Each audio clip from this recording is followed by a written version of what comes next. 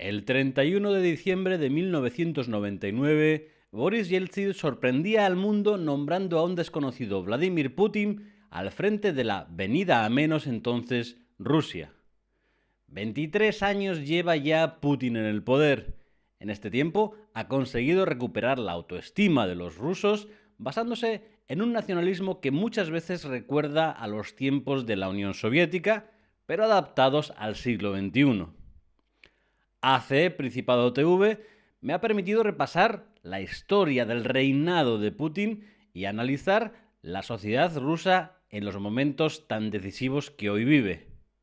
Espero que os guste.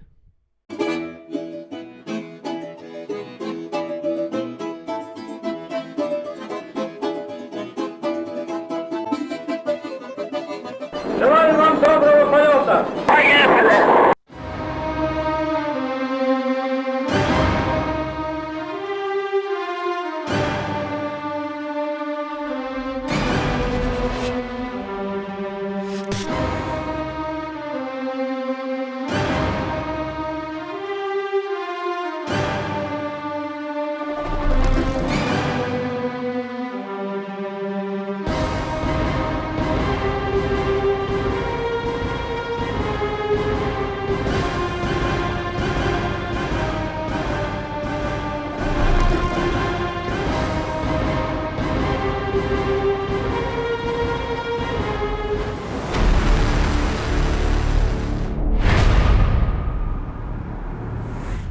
La política no tiene relación con la ética.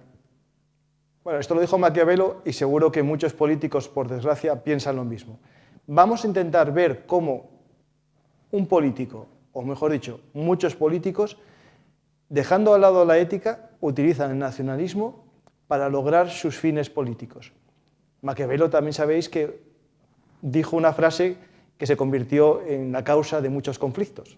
La guerra es la consecución de los fines políticos por otros medios. También Clausewitz dijo casi lo mismo porque es una frase que realmente es la causa de la mayor parte de los conflictos. Hoy vamos a hablar con Juanjo Prego, un invitado conocedor de Rusia que nos va a contar cómo es el nacionalismo ruso y la figura de Putin y su papel en la creación del sentimiento nacional ruso que desapareció en la época soviética y resurgió con la caída de la URSS.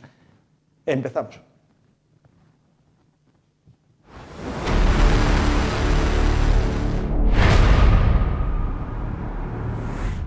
Hola Juanjo, ¿qué tal? Encantado de estar aquí. Juanjo, muchos no lo conoceréis, pero es una de las personas que en el mundo de la comunicación en Internet mejor explica la sociedad rusa, porque tienes una característica muy interesante, que eres periodista, pero por otro viviste en Rusia mucho tiempo. Eso es, viví en Rusia 4 años y bueno, estoy casado con una persona rusa, hablo ruso y bueno, es un país que siempre me ha llamado mucho la atención y al que he seguido siempre de cerca. Pues tenemos hoy una labor compleja, que es intentar explicar a la sociedad el papel que tiene el nacionalismo en esta guerra de Ucrania y también cómo Putin va creando un sentimiento de nación que le sirve para estos fines, digamos, políticos, ¿no? Al final va creando un sentimiento nacionalista muy potente que hace a la sociedad, ¿no?, ser muy distinta a la razón, a lo que la razón nos llevaría a una sociedad como la europea, ¿no? Es decir, ¿por qué Rusia es así? Es entendible en muchos conceptos, ¿no? A la gente le aconsejo que sigan tu canal en YouTube, Crónicas de la Estepa Rusa, o que te sigan en Twitter en Estepario Total. Vamos a intentar empezar el viaje, ¿no?, en vez de explicar cómo se crea el nacionalismo ruso, que a lo mejor lo hacemos después, con el primer paso que nos llevó a esta guerra, ¿no? Esta guerra, para mí, el primer pasito fue la toma de Crimea, ¿no? Por supuesto. A ver, Crimea siempre supuso una espinita para Rusia y para Putin. Al final Putin tenemos que pensar que es una persona que ha sido criada en una mentalidad soviética. Entonces, para ellos, Crimea, toda la península, Sebastopol, era un orgullo y estaba la flota. No poder tenerla siempre supuso una espinita que tenían que cerrar, esa herida tenía que cerrarse, y las circunstancias se dieron en el 2014, Cuando... Antes de hablar de 2014, Juanjo, sería interesante explicar por qué esa espinita. Es decir, Crimea es un territorio, casi físicamente, gente que no esté muy al día de historia, no, pues Ucrania está claramente ahí, pero la realidad es que es un territorio que históricamente, una vez que fue tomado por Rusia, pertenecía a Rusia más o menos, nunca a Ucrania como república. Sí, fue digamos, Catalina la Grande fue la que lo anexionó y fue regalado a Ucrania en el año 54 por, creo que era Khrushchev, no estoy, ahora me pillas un poco de él, pero digamos que Crimea siempre o desde Rusia siempre se ha sentido que Crimea era parte de Rusia y que no estaba en Rusia. Y Putin lo que ha hecho, o lo que hizo fue, digamos, el anhelo de mucha gente, devolver un territorio que se pensaba que era ruso y que no estaba por circunstancias políticas ajenas y que no estaba en Rusia. Y eso fue lo que hizo en el 2014. Eso, hablando con una chica, Alina, que hicimos un programa sobre las fake news, ella trabajaba en una empresa, Stop Fake, una organización, una ONG, que se encarga de romper las fake news contra Ucrania, ¿no? Y ella contaba que es cierto que desde la incorporación de Crimea a Ucrania sigue habiendo gran parte de la población rusa, pero sobre todo un elemento que era muy interesante en la época soviética es que se daban tachas a gente, jubilados del KGB, gente del ejército, y era como un lugar de veraneo y de retiro de gente vinculada a lo más potente del Partido Comunista, pero también posteriormente de Rusia, ¿no? Al final vivía mucha gente que no era ucraniana de sentimiento, pero es que aparte era claramente rusa. Y eso es un elemento que hay que tener en cuenta en todo este movimiento de Crimea, ¿no? Sí, Crimea al fin y al cabo es un poco la zona de descanso de la oligarquía rusa. De hecho, prácticamente todos los oligarcas rusos tienen sus dachas actualmente en la zona de Crimea. Entonces es una cosa que para un país que básicamente gran parte del año pasa a unas ciertas temperaturas muy bajas, pues hombre, una zona como Crimea realmente es muy agradable. Entonces es verdad que siempre ha sido una zona muy deseada por esta gente ligada al poder o muy conectada con el poder, tanto en la época soviética como en la época actual. De hecho, el propio Putin tiene una villa allí. Sí, hay la famosa historia de un palacio, el que palacio es de el palacio Putin, que, como el de Versalles 2 veces. Sí, bueno, que nadie dice que es de Putin, nadie se atreve a decirlo, pero no, todo el mundo sabe. teóricamente nada es de Putin. Eso, sí. La declaración de bienes de Putin es muy graciosa porque realmente solo tiene un piso de no sé cuántos metros y un coche de no sé cuántos años. Esa es la declaración de que tiene. Sí, sí. Pero todo el mundo sabe que a través de empresas, amigos y tal, pues tiene mucho más. Lo que pasa es que no figura como Sí, para dar la imagen de que eres un sacrificado por la nación, ¿no? Sí, sí. Hablando de la anexión, es una anexión en 2014 que nos llama la atención por esos personajes de verde que aparecieron. Es cierto que también salieron soldados de los puertos, ¿no? Es decir, en Crimea hay que recordar que había unas bases militares rusas en alquiler y salieron a tomar posiciones. Y también parte incluso del ejército ucraniano, que era a lo mejor vinculado más a Rusia, con esos contactos que estábamos hablando del KGB y todas esas historias, se unieron a los rusos. Incluso hay un vídeo en aquel momento de aviones de combate ucranianos marchando, escapando para el territorio ucraniano, ¿no? Es un momento complejo ese 2014, muy distinto al Donbass, ¿no?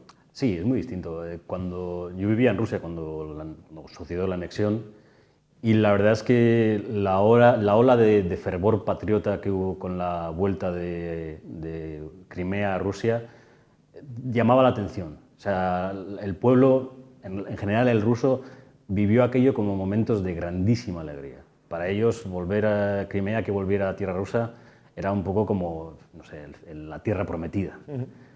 Otra cosa fue Donbass. Donbass fue una cosa que se encontró Putin por el camino, que alentó cierta manera, pero tampoco de una manera abierta.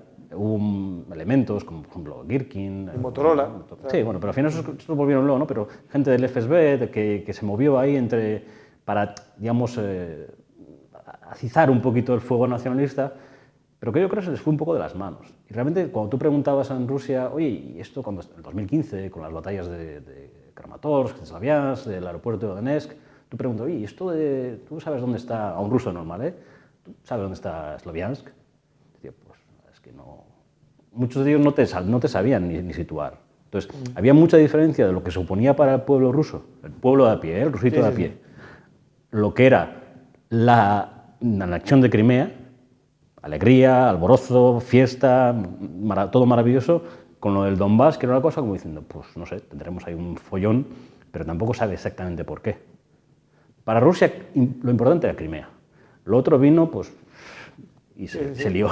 No, hubo ahí como independentistas, ¿no? Del Donbass, que hicieron, uno de ellos tomó una ciudad, al final el ejército ucraniano tampoco tenía capacidad de recuperarla, entonces ellos vieron una oportunidad o un marrón que, de hecho, se ve claramente que desde 2014 hasta el 2022 participa Rusia mandando tropas sin emblemas, es decir, sus verdes, la Wagner también, pero no tiene un claro objetivo de anexionarlo porque yo lo que tengo entendido, ¿no? Lo que quería era también dirigir un poco la sociedad ucraniana a través del Donbass. Claro, lo importante para Rusia no era tener tropas o no era controlar el Donbass, sino que Ucrania, digamos, siguiera los dictados de...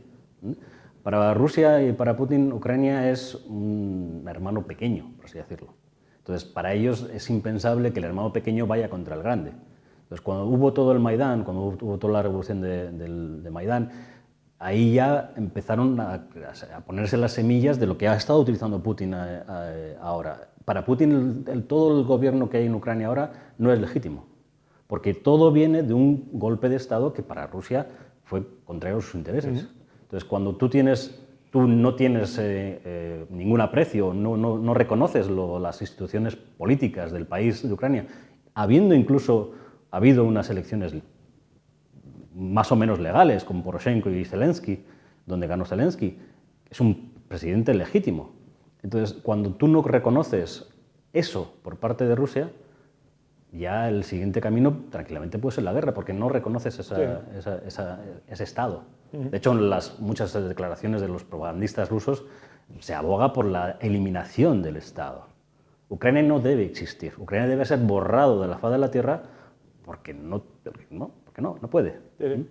Es el hijo pequeño que nos salió rana. Efectivamente. De hecho, en el tema del nacionalismo ruso hay personajes, ¿no? Por ejemplo, hay Girkin, no hablas de él, pero hay teóricos, ¿no? Y pensadores. ¿Cuál podría ser un poco el sentimiento nacionalista ruso más potente o la guía, ¿no? Porque, por ejemplo, hay un personaje que en los 80, Solzhenitsyn, aunque no es en sí un nacionalista extremo, sí que es la cumbre del nacionalismo, ¿no? El sentimiento nacional ruso, que en la época soviética se vio como ocultado por el nacionalismo soviético, que era casi el ruso copiado, pero en los 80 empieza a surgir ese nacionalismo ruso, con pensadores como Solzhenitsyn, y ahora mismo está este que se me acaba de nombrar. Dugin, justo. Pero Dugin es muy teórico. Dugin, a ver, cuando todo el mundo habla de que Dugin es el que alimenta las ideas de Putin, yo creo que Putin alimenta sus propias ideas. O sea, Putin coge un poco de aquí, un poco de allá, un poco de por aquí y lo une todo en una coctelera. Entonces, yo por lo menos no me atrevería a decir que sea Dugin el que le dicta las ideas. En uno de sus discursos utilizó también, no me acuerdo el nombre de otro filósofo, filósofo ruso, también muy nacionalista. Entonces, al final va cogiendo un poco lo que le interesa. No es que tenga un discurso, Putin no tiene un discurso de A, B, C, D y sigue, digamos, es completamente ortodoxo. No, se adapta y va moviéndose y ve que ahora le beneficia esto, coge esto. Está mezclando, en esta guerra hemos visto muchas veces cómo está mezclando conceptos tan extraños o diferentes como el antinazismo, como todas las políticas LGTB de Occidente. Entonces, ¿cómo casas todo eso? Sin embargo, Putin lo hace. Putin es capaz de meterte en un discurso. Estos son nazis y aparte son LGTB y progresistas. Entonces, ¿no? Estás hablando de un país dirigido por un presidente judío, pero que a su vez lo llamas nazi. Y que además son nazis que tienen ideas o próximas de izquierdas porque son de... Entonces, te haces Putin tiene un batiburrillo que convence a su pueblo. Pero, no, y al de fuera, porque otra pregunta que tengo que hablar sobre ideología y preguntar, visto desde Rusia, ¿no? Un elemento que tiene también Putin en su ideología es el pragmatismo. Es decir, lo bueno que te admira a lo mejor de Pedro el Grande, te admira de Stalin. Y con él se volvió a hacer biografías en el aniversario de la muerte de Stalin, que casi había estado prohibida en épocas de Gorbachev, ¿no? Al final él va cogiendo de cosas, y como él dijo una frase que el que no recuerda bien la Unión Soviética es como que no tuvo infancia, ¿no? Y también aquel de que lo que peor le puso pasar al mundo fue la caída de la URSS. Pero por otro lado es casi un zarista que quiere volver al imperio zarista con la Iglesia ortodoxa y conservador para otras cosas. Es decir, ¿cómo sería la ideología de Putin para explicarlo a la gente que dice que es comunista? No. Putin es de todo menos comunista. Eso es lo que creo. O sea, es de todo menos comunista. Putin es capitalista. Es un capitalista y, de hecho, Rusia es un país súper capitalista. Ciudades como Moscú, que es lo que puede conocer la gente, ciudades como Moscú o San Petersburgo son terriblemente capitalistas y el dinero es lo que manda. Pero a su vez ha cogido ideas de la Iglesia Ortodoxa, ha cogido ideas de presentarse al mundo como un garante de la, no sé, de la historia o de la familia clásica, de los valores tradicionales, de esos valores que en Occidente se están perdiendo. Entonces, Putin lo que hace es presentarse al mundo como un señor donde hay ley, donde hay orden, donde todas las cosas son como son. Entonces, ni es ni comunista, ni es... No, es un señor que está creando, está intentando asemejarse a otros grandes zares y está intentando crear su puesto en la historia. Sí. Entonces, al final, el tiempo dirá, la historia nos dirá si Putin será recordado de una manera o de otra. Pero la idea de Putin es ser recordado como uno de los grandes. Claro, esto hay que recordar que Rusia, ¿no? En los años 90, cuando cae la URSS, viene el caos, viene la pérdida de nivel de vida, pérdida de referencias de la gente, ¿no? Es que hay que entender al Homo soviéticos, ¿no? Que pierde todo, pierde el imperio, se le van todas las repúblicas ex-rusas, ¿no? Ex-soviéticas o ex-rusas, como ellos en su concepción ven. Y claro, llega un momento con Yeltsin, que aquello no hay tal, y llega este hombre, al principio, con un mensaje bastante abierto a Occidente, incluso ayuda a Estados Unidos, el primero que llama en el 2001, cuando el 11S. De hecho, hubo hasta rumores muy grandes donde yo vivía de que se iba a instalar una base de la OTAN. O sea, se estaba hablando de eso. Pero yo creo que el Maidán lo cambió todo. A partir del 2014... la mentalidad de Putin cambió. Ellos siempre dicen que Occidente les traicionó, porque yo creo que Putin pensaba que se iban a sentar a la mesa con los grandes, pero realmente Rusia tampoco tiene mucho que ofrecer. Rusia al final es un país donde tiene muchas materias primas, tiene muchos recursos energéticos, pero realmente no produce mucho. Entonces, cuando tú vas a un país, tú vas a una reunión del G7, vale, yo te compro no sé qué, tú me vendes no sé cuánto, no sé qué. ¿Tú qué ofreces? Energía. Vale, bien, y ya está. ¿Y qué más? Nada más. Entonces, al final es un país que no supo adaptarse al capitalismo. No supo adaptarse al capitalismo también por una razón, porque es mucho más fácil extraer unos recursos naturales, darlos, y además ese dinero realmente sí, llegaba a la gente, pero llegaba a la gente en una cantidad mínima. Lo que llegaba era a los bolsillos de los oligarcas. Sí, en los bancos suizos, no en los efectivamente, bancos que básicamente los oligarcas ahora son los amigos de Putin. Rottenberg, Sechin, Kovalchuk, son gente de San Petersburgo en los que Putin confía absolutamente, y es una cosa muy importante para entender la mentalidad de Putin. Para Putin lo más importante es la lealtad. Cuando alguien le ha demostrado ser leal, Putin está con él, pero tienes que demostrárselo. Y esta gente que te digo, estos oligarcas, le han demostrado que lo han dejado, o sea, nunca le han abandonado ni en las buenas ni en las malas. Por ahora siempre han sido las buenas, o que siempre las buenas. Mira, podemos, hablando ya que estamos en este tema de los amigos de él, ¿no? Un poco hablar de las facciones. Es decir, pues tengo preguntas que hacerte de otras cosas, pero vamos a hablar un poco de las facciones. Los siloviki, ¿no? Entiendo que en ese círculo de San Petersburgo, yo leí hace poco Los hombres de Putin, no me acuerdo el autor, un libro que dejé en la mochila, os lo iba a recomendar a vosotros, se llama Los hombres de Putin, en el que cuenta un poco su vida desde ser un agente del KGB en Alemania, encargado de algo muy interesante que era la compra de productos occidentales para el KGB, y la creación de empresas interpuestas para que cuando cayese la URSS se salvase el KGB y se salvase un poco lo que ellos llamaban a Rusia. Ya en aquel momento, años 80 y pico, 90, 80, ya estaban dando vueltas a que al caer la URSS había que levantar Rusia. Y se usó mucho el KGB. Y él después, cuando ya es jefe del FSB y es nombrado presidente, tira de sus amigos, ¿no? De sus ex amigos del KGB. Esos son los siloviki. ¿Y ahí qué personas podemos estar hablando de ellos? A ver, yo creo que habría que diferenciar lo que son amigos de San Petersburgo, sí. Que Putin ha ido colocando en las grandes empresas, Por ejemplo, Sechin lo está puesto en Rosneft, Kovalchuk está puesto en Bank Rossiya, que es, digamos, el banco de Rusia que le permite manejar muchas cantidades de dinero.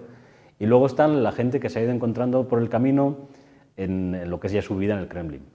En este caso, por ejemplo, gente como Patrushev, el jefe del Comité de Seguridad ruso, es una persona que también viene del KGB, que Putin confía en él. Shoigu es una persona en la cual confía mucho. Shoigu es de los pocos amigos que tiene Putin. Putin prácticamente no tiene amigos dentro de lo que es el Kremlin, ¿no? Sí, sí. Entonces, Shoigu, hay que recordar que es el ministro de Defensa. Es el ministro de Defensa, que, efectivamente. Aunque va de uniforme, él es un rango militar como de protección civil. Sí, él empezó como ministro de Protección Civil. De hecho, no hizo ni el servicio militar, creo. Entonces es una persona cual, digamos que Putin congenia. De hecho, muchas veces se habla de por qué Shoigu sigue aquí con todos los reveses y con todos los varapalos que se ha llevado al ejército. Pues porque es amigo de Putin. Y cuando eres amigo de Putin, estás en una liga superior, juegas en otra liga. ¿Eso, ¿no? O el balcón. Sí, entonces luego tienes gente debajo, por ejemplo, una persona en la que confía mucho Putin es Elvira Nabiulina, la presidenta del Banco Central ruso. Es una persona que yo creo que se le reconoce poco lo que está haciendo ahora en Rusia, está manteniendo Rusia. Eso sí que esa chica, en tu programa, vi que un día hablaste de ella, y es muy interesante cómo va haciendo para que no caiga la banca rusa. Es decir, todas estas boicot que se hacen desde Europa, se les quita el SWIFT, se les quita el uso de tarjetas de crédito, ella fue creando unos sistemas para salvar. ¿Puedes explicar un poquitín más o menos? No, básicamente lo que hizo Nabiulina fue adelantarse, viendo cómo podía suceder el... Porque en el 2014 se lo hicieron. Claro, Rusia sufrió mucho en el 2014. La pérdida de PIB ruso en el 2014-2015 fue muy grande. Entonces, claro, ya ahí le vieron las orejas al lobo. Entonces, yo recuerdo, por ejemplo, en ese momento, un momento de pánico, y el rublo estuvo por €1 te daban 100 rublos. Era una barbaridad. Y Nabiulina ahí le vio las orejas al lobo y ya se pusieron a tener reservas, a conseguir reservas en oro, a conseguir reservas en yuanes, en dólares. Lo que pasa es que le ha pillado un poco fuera de juego el hecho de la reacción tanto de la Unión Europea como de Estados Unidos de bloquear esos fondos, que tenían, digamos, esos fondos siempre, ese dinero siempre ha tenido la consideración internacionalmente de que es un dinero que no se puede tocar. Sí, es dinero de Estado. Es dinero de Estado, no se puede tocar.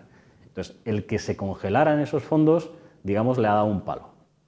Pero a su vez mantuvo el rublo a unos precios más o menos bajos. Era buenos. con el método, a lo mejor muchos lo sabéis, pero era el método de que si quieres comprarme gas y petróleo, lo pagas en rublos. Como no puedes comprar rublos en el mercado, había una cuenta interpuesta en la que la gente dejaba dólares y le daban rublos. Sí, y con esos rublos, una especie de operación triangular. Entonces, al final, lo que pasa es que, como las sanciones al petróleo básicamente han llegado tarde, en los primeros meses de la guerra, Rusia volvió a acumular gran cantidad. Claro, con un precio altísimo. Claro, y acumuló gran cantidad de rublos que ahora le están sirviendo para mantener un poco toda la economía.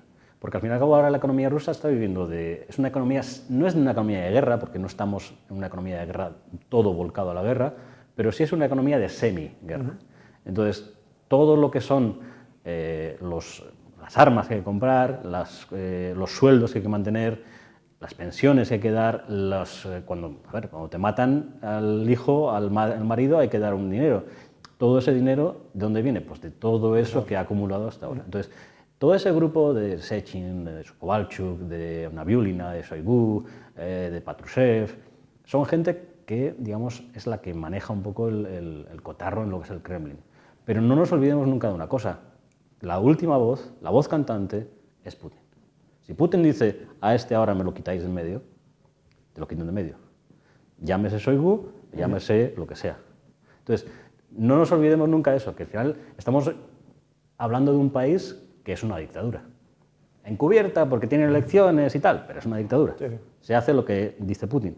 De hecho, si ves, por ejemplo, ahora en la guerra, todos estos grupos de soldados que se están quejando de que no tienen material, de que lo están enviando a la batalla sin medios, no se dirigen al Ministerio de Defensa, se dirigen a Putin. Sí, sí. Por favor, Vladimir Vladimirovich, haga algo. Es como las revueltas famosas contra el mal gobierno y decían al buen rey. Es decir, la culpa nunca es del rey, es del mal gobierno. Es decir, eso es muy típico de las revueltas del siglo XVIII, en la que el pueblo no se levantaba nunca contra el rey, se levantaba contra los ejecutores. De hecho, hay una cosa muy graciosa.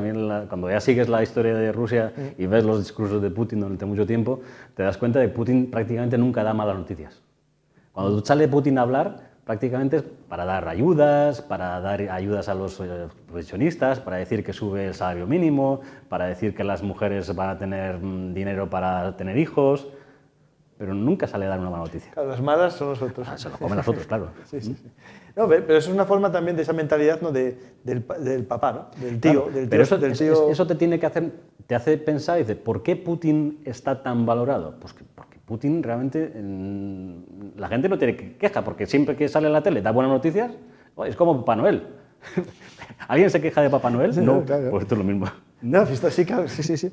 Eso al final tiene que ver con lo del control, ¿no? Es decir, la sociedad rusa está controlada como antes, ¿no? A todos nos viene a la cabeza, ¿no? Esas imágenes de la Alemania con la portera que ponía micros y escuchaba, con el hotel que escuchaban a la gente. A día de hoy no creo que sea así, pero sí, eso, sí, cuenta. A ver, un caso que ha pasado hace poco, en una escuela una niña debió pintar una bandera ucraniana y debió pintar la bandera paz y tal, y por el chat de los padres alguien lo dijo y bueno, la niña la han expulsado del colegio unos cuantos días, al padre también no sé qué, y luego hay otra niña que publicó una foto con una bandera ucraniana y pone Niet vойны, no a la guerra, y la niña la han metido en un reformatorio. Al padre está preso en prisión condicional 15 días, no la dejan ver. Hay muchas cositas pequeñas que te llevan a dar la sensación de que estás viviendo en un mundo donde... Bueno, de hecho, mira, una noticia del otro día, hace 2 o 3 días, a un tipo en el metro, iba yendo en el metro, pues tenía alguna imagen de algo contra la guerra, contra Putin, y la persona que estaba al lado lo vio, llamó a la policía y unas cuantas estaciones de metro después lo detuvieron. Entonces, eso es lo que ocurre... Es volver a la época soviética. Evidente. Y luego, aparte, lo que hablabas tú de la propaganda, ¿no? Cuando una de las primeras cosas que hizo Putin, además yo creo que fue de cajón, él se dio cuenta, cuando llegó Putin, tuvo lo de la catástrofe del Kursk. Se hundió, según él. Utanul. Al poco llega, sí, fue marrón, sí. Entonces, hay unas imágenes que son muy, muy famosas, donde las madres de los marineros, porque pues, se quejan, le chillan, le gritan, diciendo que han hecho, no sé qué. Eso fue un trago muy amargo para Putin.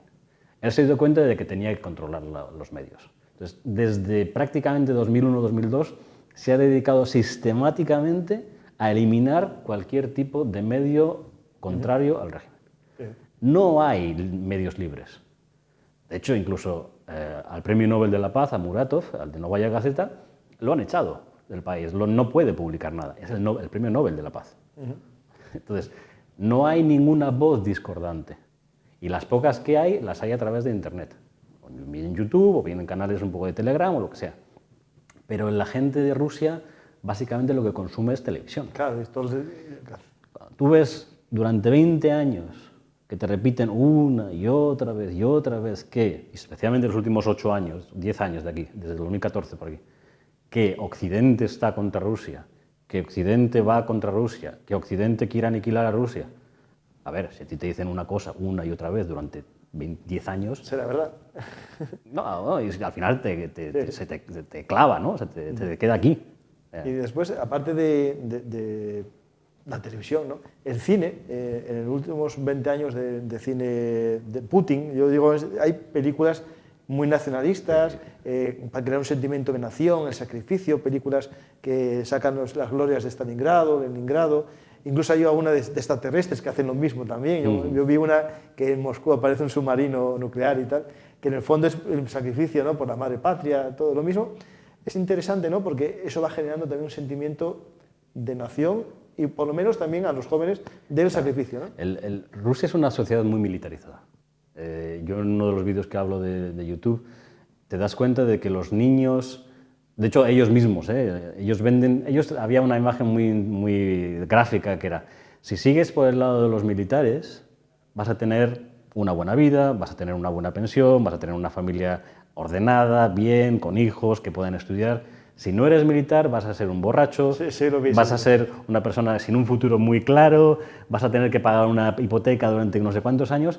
Entonces, te están volcando hacia una vida muy militarizada. Las escuelas ahora, ahí existe una asignatura que se llama Cosas Importantes, donde desde los 8 años a los niños ya se les inculca patriotismo, pero desde el patriotismo luego ves que son capaces de montar en una escuela de primaria Kalashnikovs. Va un señor y le enseña, oye, ¿cómo funciona un Kalashnikov? A un niño de 10 años. Hombre, al niño de 10 años encantado con el Kalashnikov, qué bien, ¿no? Que esto es maravilloso y tal. Pero eso cura. Luego hay un grupo, una asociación que se llama Yunarmia, que es una Ese asociación... es el que es de Rusia Unida, ¿no? Una derivación. Es las juventudes del Ministerio de Defensa. Ah, vale, no de Rusia Unida, que también tiene otras parecidas. Sí. Básicamente la que ha absorbido todo es Yunarmia, que son los que tienen del Ministerio de Defensa, que básicamente es una asociación patriótica donde lo que preparan es su gente, tanto mental como físicamente, para que luego después entren y den paso y entren al ejército. Sí. Entonces, es una ciudad donde desde pequeñito ya te van llevando. Pues, tú te das cuenta, cuando tú llegas, la fiesta más importante en Rusia no es Año Nuevo, la fiesta más importante en Rusia no es la Navidad, la fiesta más importante en Rusia es el 9 de mayo. Cuando tú ves que en un país todo el mundo celebra una cosa que ya en Occidente, pues sí celebramos, bueno, sí, nos acordamos, pero no celebramos. Y ellos siguen utilizando... Yo cuando fui a Rusia estuve en agosto y todo el mundo te llevaba colgadas las... sí, te lo dan gratis, las cintas de Bosco te dan gratis, luego también muchas veces te dan la gorra de pilotka. A ver, es muy típico. Entonces, los museos son gratis esa semana. Entonces, es una sociedad que sí que lleva muchos años ya, digamos, encaminada a ser... Está predispuesta a, por así decirlo. Pues yo creo que cumplimos el objetivo y solo... de esta visión, no todo el mundo le gusta esta visión, ¿no? No, es decir, hay mucha gente que escapó, huyó, se refugió para evitar participar en esta guerra. Se calcula casi 1 millón, depende de las cifras, ¿no? Sí, bueno, se habla de 1 millón, yo creo que es un poco demasiado, habla más de 800.000, 700.000. El que tiene dinero, básicamente el que tiene dinero, el que tiene estudios, intentó salir ya antes, y el que esperó, intentó salir en febrero, y el que todavía esperó todavía más, ya después de la movilización, ahí fue cuando dijo... los 2 primeros días tal y después cerrar. Claro, entonces el que tiene dinero, te das cuenta que al final tienes un país donde no hay oposición, porque la oposición que está encarcelada, está reprimida, donde el que es de a pie, digamos, ya ha salido del país, con lo cual no es una oposición. Entonces te encuentras en un país donde prácticamente, pues no sé, te diría que el 80% de la gente es favorable al Kremlin, y cuando hablas de favorable al Kremlin es favorable a Putin. La última encuesta de aceptación de Putin da un 79%. Vale, son encuestas hechas en Rusia y que tienen sus... No, pero que está bien, o sea. Pero que el 79%, además con gran distancia, porque luego el que estaba por debajo, que era el primer ministro Mishustin, creo que era un 50 y tantos, 55, o sea, Putin siempre está en otra liga. Entonces no es una cosa que digas, no, es que al final la sociedad rusa en general está a favor de la guerra. Y la última ya para finalizar, otro día volverás, Juanjo, ¿hay recambio para Putin? No. En este momento es imposible decir un recambio. Hoy ha hablado un analista bastante famoso, hablaba de Medvedev, porque Medvedev ya le había demostrado a Putin que podía confiar en él, pero fueron tiempos muy diferentes. No hay un recambio. Y Medvedev, viendo o oyendo lo que dice, cuidadín, ¿no? Puede ser peor el remedio que la enfermedad, pero no hay un remedio claro. Lo peor que puede pasar ahora quizá para Rusia sea una derrota, porque no, entraríamos en un estadio, en una fase donde realmente sería incontrolable. Sí. Una gran derrota rusa, un socavamiento del poder de Putin como tal, podría llevarnos a un escenario que, sinceramente, estaría más cercano a la guerra civil que a otra cosa. Pues, Juanjo, muchas gracias. Que quiera saber más sobre Rusia, que vea a Estepario Total en Twitter o que lo vea en Crónicas de la Estepa Rusa en YouTube, un programa que yo sigo a menudo para aprender y ponerme al día. Y nada, muchas gracias, encantado, Juanjo. Y gracias por haberme invitado. Había traído el libro de los hombres de Putin para recomendarlo, y como no lo tengo aquí, buscarlo. Es un buen libro de un estudio de toda la vida, digamos, de Putin y sus contactos en el San Petersburgo, también con los puertos, con el puerto de San Petersburgo y una mafia que había por ahí en el puerto, muy interesante, como concejal y como secretario del alcalde. Muchas gracias, espero que este pequeño programa sobre el nacionalismo, Putin, su ideología y cómo funciona Rusia os haya gustado y os sirva para comprender lo que está sucediendo en el mundo, porque Putin es un actor de este juego de poder en el que, por desgracia, vivimos. Hasta la próxima semana, aquí en Juegos de Poder. Soy Francisco y espero que os haya gustado este programa.